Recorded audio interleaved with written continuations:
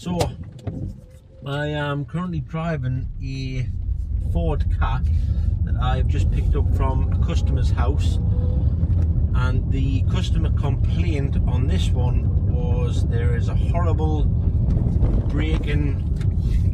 a horrible noise when braking, grinding.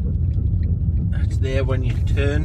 I don't know if you heard that, but so he didn't want to drive it, so I said I'll come and pick it up for you and bring it into the garage so we can have a look. And obviously what I'll do is I'll use the time from the garage, from the house to the garage, to road test it.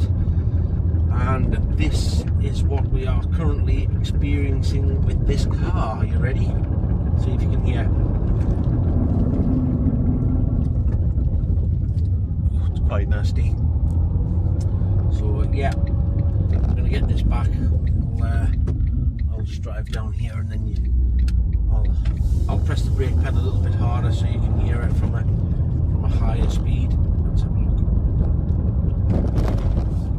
Let's have a listen. And the steering wheel's vibrating as well. There we go.